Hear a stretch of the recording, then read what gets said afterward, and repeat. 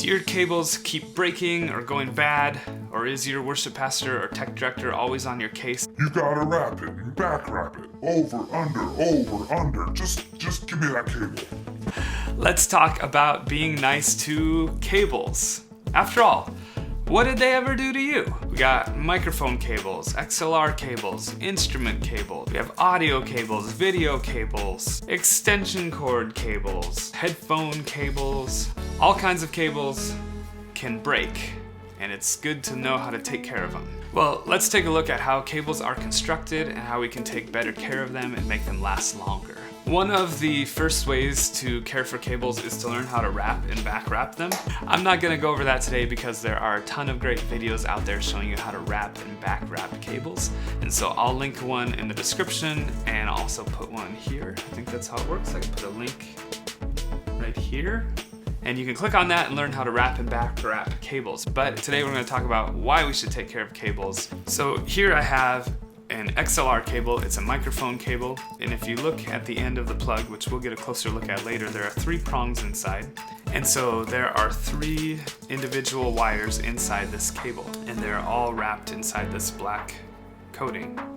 Those 3 wires each carry electric signals from the source through the cable to its destination. And then on each end of the cable are these plugs, and that is where the wires are soldered onto posts. We'll open one up in a little bit and get a closer look at that. So when a cable stops working, it's because the electric signal is no longer able to pass through the wire.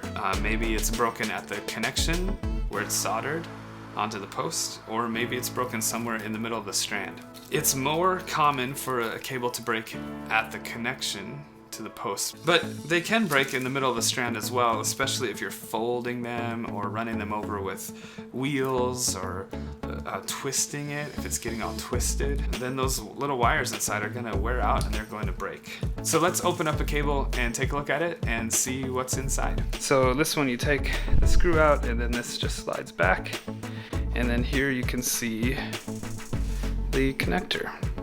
So as you can see, it's got 3 little wires and they're all soldered onto a post. Another important piece is this clamp here. It clamps down around the whole cable, and that's called strain relief. And so the strain relief is supposed to protect each of these little solder connections. And you can see how if the strain relief is nice and tight, then if I pull on the cable this way, or if it gets bent or moved around, it will protect those connections. But you can see this strain relief is not going to stop everything. It's not going to protect it from all strain. And over time, this gets weakened and these connections get broken. Even this strain relief, it's just connected here. And as I pull on it, this can actually break inside here, and then the strain relief is no good. And if any of these connections break, then the cable no longer works. And so you can see this is actually the weakest part of a cable. Let's take a look at the male end of this cable. Same thing, there's a screw here that you take out, and then this just slides back. Same type of thing, it's a little bit easier to see how it works on this end of the cable. Let's take a look at one more type of cable. This is an instrument cable. These usually you just unscrew this part here, and it slides back. So same type of thing, this has 2 wires. It's not soldered super well. One of them is soldered here, and the other one here. Actually soldered to this piece here, which is the strain relief as well. It's clamped there. Now that we've looked at a cable and seen how it's put together, what it's made of, you can see why you wouldn't want to unplug a cable by just jerking on the cord part and pull it out this way. That's going to put all sorts of strain on the strain relief, and if you surpass what the strain relief can handle, it's going to pull on those solder points and eventually they'll break or wear out. So what you want to do is grab a cable by the plug and pull it there. And then when you're wrapping a cable, you don't want to hang on to the end and wrap it like this. It's twisting it and everything. Instead, hold the cable loosely here and let the plug just dangle loosely, and then wrap the cable from there. It's going to have a lot less strain on these connection points. You're just wanting to protect this point where the wires are connected. Another thing you don't want to do is just wrap a cable tightly around your arm like this, because it's creating all sorts of tension and tightness there.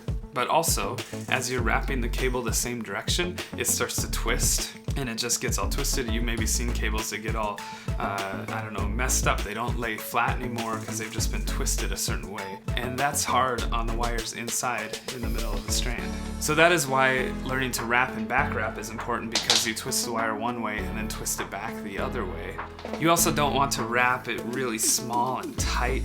That's all maybe they'll wrap it. There we go, perfect. That's gonna be tough on the cable. Can't you just hear it crying out for help? Also, look at how hard it is to undo. This is ridiculous. You also don't want to wrap it like it's a rope. Take the end, it's not a rodeo. 8 seconds. You don't want to be like folding it. You can hear it crying out in pain. So there you have it. Be nice to your cables. What did they ever do to you? If you like the video, then like it down below. If you like the video, push the like button. That sounds weird. If you like the video, like it. Love to have you subscribe so you can be notified when I post more videos like this. I hope this has been helpful to you. May your cables live a long and productive life. I'm sorry, cable. I know I was just really rough on you, and I know you're probably broken now. But your sacrifice will save many, many more cables, and you can be happy about that.